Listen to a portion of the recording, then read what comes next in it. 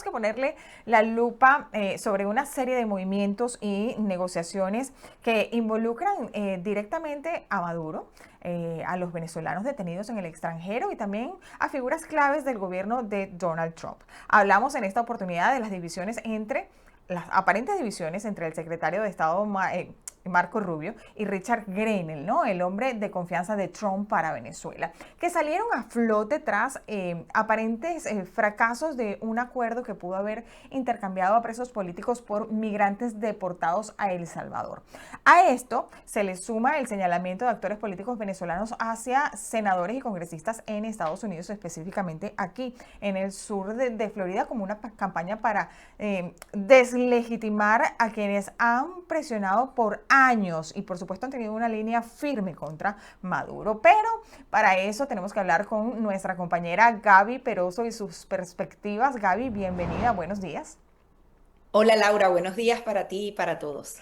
Aquí bien tempranito conectados, Gaby. Primero queremos hablar sobre este acuerdo fallido hasta ahora, según el New York Times, entre Estados Unidos, El Salvador y Venezuela, que hubiese permitido intercambiar presos políticos y estadounidenses detenidos a cambio de 250 venezolanos deportados. Dos equipos diferentes del gobierno de Donald Trump negociaban en paralelo y con condiciones contrapuestas, ¿no? ¿Qué ocurrió en este desacuerdo? Porque podemos pensar que hay diferencias en la política hacia Venezuela dentro del equipo de Trump. Bueno, es que eso es lo que me llama poderosamente la atención, Laura. Nosotros vimos la participación de Richard Grenell durante los primeros días del gobierno de Donald Trump y la información que manejaba yo, porque hay muchas aristas Ujú. y muchas versiones, es que en definitiva él ya no iba a estar más en el tema venezolano, sobre todo porque dio unas declaraciones que para muchos fueron irresponsables, en donde básicamente decía, a Estados Unidos solo le importa el tema de Estados Unidos y lo que pase acá no es mayor y adicionalmente que de manera radical no se estaría buscando un cambio de régimen. Luego de esas declaraciones cambiaron muchas cosas y adicionalmente entró Mauricio Claver Carone en el equipo del Departamento de Estado. Él tenía un cargo que solamente era por un tiempo limitado. Tengo entendido que ya no está activo en el Departamento de Estado. No sé si eso se alargó, pero si se basaba en ese primer periodo, ya no estaría. No sé hasta dónde Richard Grenell está realmente de manera activa negociando con Nicolás Maduro.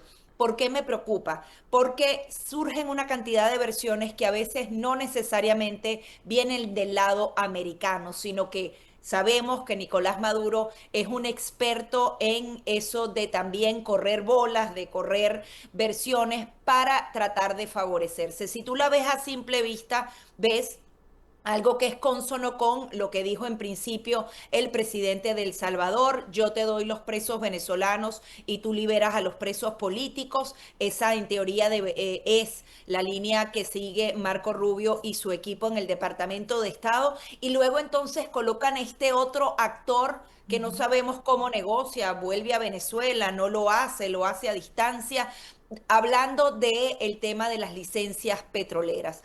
A mí eso me suena y adicionalmente veo el otro artículo del Nuevo Herald en donde tratan de sacar de la fotografía a los congresistas Sí. que son cercanos a la administración. A mí me suena a lobby y a presión política por parte de Nicolás Maduro, en donde quizás sí hay algunas verdades. Richard Grenell sigue siendo un hombre de confianza para Donald Trump. Sin embargo, no sé si activamente siga negociando. Incluso creo que quieren implosionar a ese equipo venezolano de Estados Unidos hacia Venezuela para crear entonces esos roces entre el secretario de Estado Marco Rubio, Grenell, que en teoría ya los tienen. Decían que Grenell iba a ser secretario de Estado. Yo no lo creo así porque definitivamente no tiene la carrera que tiene Marco Rubio, pero siento que hay demasiado ruido y todo ese ruido lo que hace es favorecer a Nicolás Maduro. Ahora, ¿quién boicoteó este acuerdo y por qué? Hay una mano interna que prefiere mantener la tensión con Maduro en lugar de negociar. Me decías que que alguien coloca a Richard Grenell en esta negociación. ¿Qué es lo que está pasando allí? ¿Por qué no se logra este acuerdo? Es que Richard Grenell estuvo al principio. Que Sí, esté hoy, por lo menos yo no tengo la certeza. Son ok. simplemente todos estos artículos. Si él no está, realmente la negociación existe, realmente se le está ofreciendo. Es que yo no podría entender ni con esta administración ni con la administración pasada que una persona de título personal esté hablando, por ejemplo, de reactivar la licencia petrolera a Venezuela, porque él le parece así colocarlo en el acuerdo cuando ya Donald Trump ha insistido en que no pueden darle petróleo a Nicolás Maduro. A mí Sí. yo creo que no se ha hecho porque no necesariamente se ha hecho de manera formal. O sea, ni siquiera ha llegado a ser una propuesta real y por tanto no llega a absolutamente nada. Y si acaso estuviera en la mesa por parte de Richard Grenell, realmente la administración Trump y el presidente Trump está de acuerdo con reactivar y comenzar a dar licencias petroleras a las empresas americanas y a las europeas. Yo creo que allí hay no llega a ser acuerdo sencillamente porque no es una propuesta real Claro. que pueda ser ejecutada tomando en cuenta la visión que tiene actualmente la administración. Adicionalmente, me llamaba la atención otro artículo que publicaba el Atlantic Council, que es un centro de pensamiento muy importante que acá en Estados Unidos. Ellos analizaban lo que fue la primera administración de Donald Trump y tomaban en cuenta que ellos hicieron un marco para la transición, que trataron entonces de que hubiesen traiciones internas y adicionalmente le otorgaban perdones a esos militares y aseguran que al día de hoy también tienen esas dos visiones. Una máxima presión que tiene que ser aún más honda que como fue en la primera administración, o un poco la visión que en teoría presentaría este Richard Grenell, en donde comienzas entonces a darle apertura en el tema petrolero, que la economía esté un poco mejor y comiencen entonces a través de un periodo de negociación a hacerse cambios internos en Venezuela. Dicen que esas son las dos posibilidades. Yo veo a esta administración más hacia la máxima presión, pero como siempre he dicho, máxima presión con una meta específica de que haya un cambio, porque si hay sanciones a lo absoluto, pero no hay un plan hacia esa transición, definitivamente el Claro. pueblo venezolano se va a ver Y afectado es el que con sufre. esto. Ahora, hablando de los detenidos venezolanos en el SECOT en El Salvador, según el reportaje del New York Times, muchos de ellos fueron detenidos sin debido proceso y sin pruebas concretas de su vinculación a bandas criminales, ¿no? ¿Qué tan delicado podría ser para Estados Unidos utilizar a migrantes detenidos en otro país como una ficha de negociación internacional, tomando en cuenta que Estados Unidos ha dicho que no tiene el control de estos venezolanos? Y por su parte, El Salvador dijo también en la ONU que Estados Unidos mantiene total jurisdicción y responsabilidad legal sobre estos presos. Bueno, esa es otra de las cosas que me llama la atención de esta cantidad de artículos, Claro. Laura.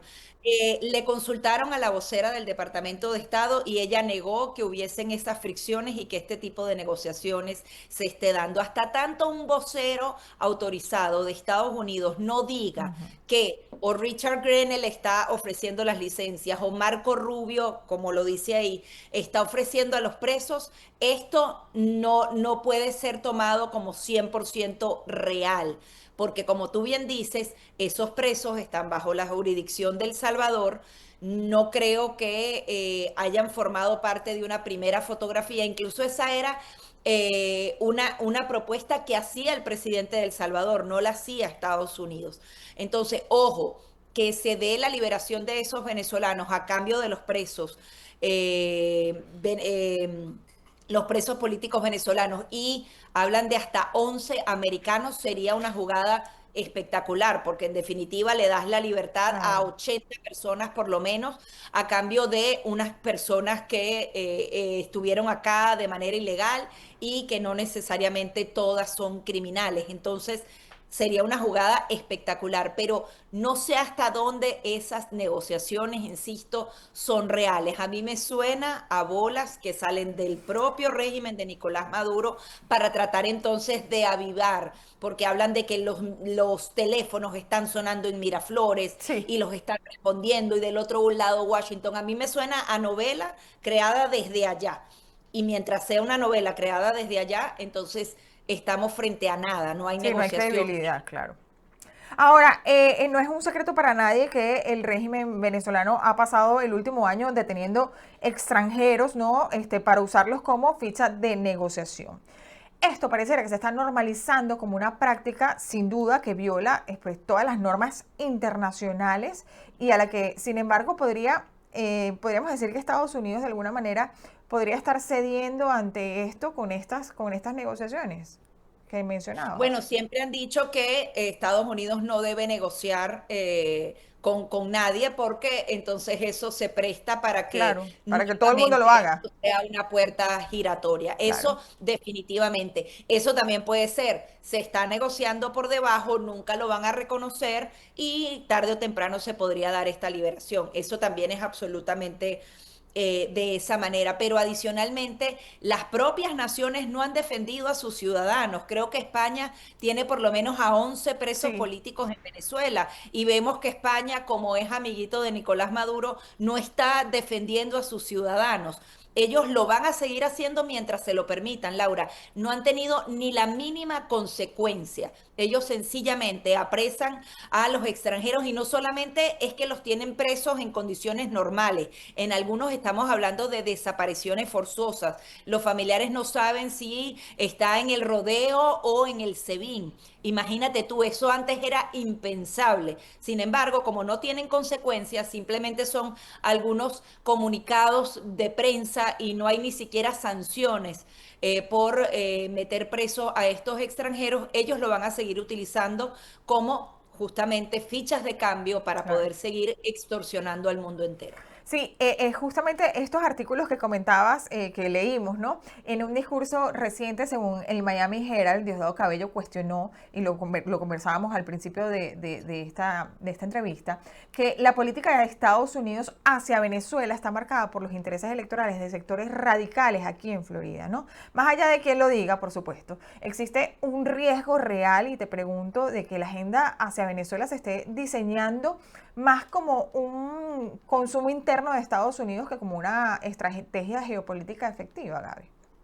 Bueno, siempre la influencia de Florida ha sido determinante en el caso venezolano y esos congresistas justamente han sido clave a la hora de diseñar toda esa política. Incluso ahí incluíamos a Marco Rubio, Rick Scott como senadores y estos tres congresistas fueron como que los grandes consejeros, por lo menos en las dos administraciones de Donald Trump, y adicionalmente marcaron la pauta incluso con el tema de Biden hasta que comenzaron entonces a aliviarse las sanciones. Sin embargo, Diosdado Cabello los pone como estos locos que ahora son desechables para Donald Trump, cosa que es absolutamente falsa, porque las elecciones de medio término parecen lejanas, pero ya son el Sí, año que viene sí. y estas piezas son absolutamente necesarias para tener y mantener esa mayoría en la Cámara Baja. Y no es que tú puedes decir, bueno, voy a sustituir a Mario Díaz Valar por otro republicano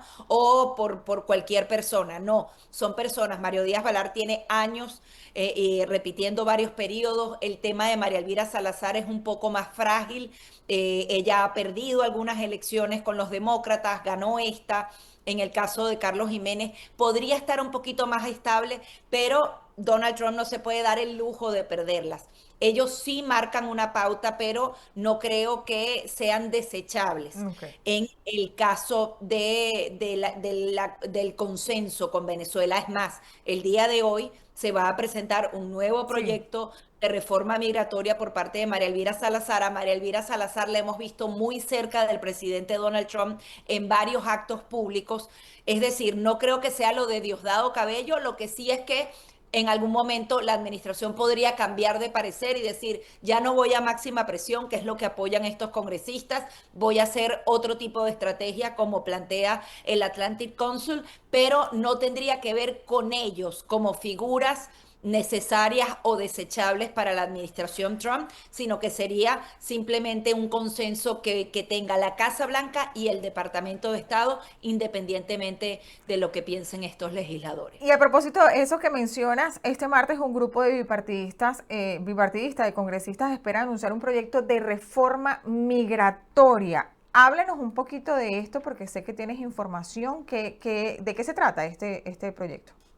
Bueno, mira, en 2023, María Elvira Salazar, acompañada de Verónica, y se me escapa el apellido, una demócrata, presentaron la Ley Dignidad, que Escobar, justamente, exacto, Verónica Verónica Escobar. Escobar, que justamente apunta a legalizar a personas que tienen años trabajando y siendo productivas, que han pagado sus impuestos. Y esta reforma no tuvo quórum en el 2023 y ahora lo están volviendo a presentar.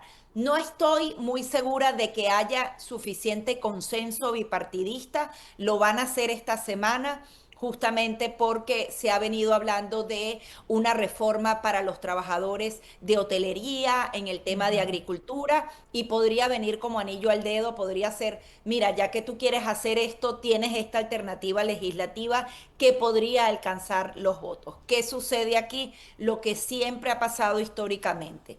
El tema de los hispanos siempre ha sido aprovechado por un partido y por otro, ambos con la misma cantidad de culpa, y cuando un partido quiere impulsarlo, el otro lo bloquea Sí, para que no sea una victoria legislativa de un de un partido. partido. Ujú. Y lo interpretan así y lo ven como una ley de María Elvira Salazar, es decir, de los MAGA o de los republicanos, lo van a bloquear sí o sí los demócratas.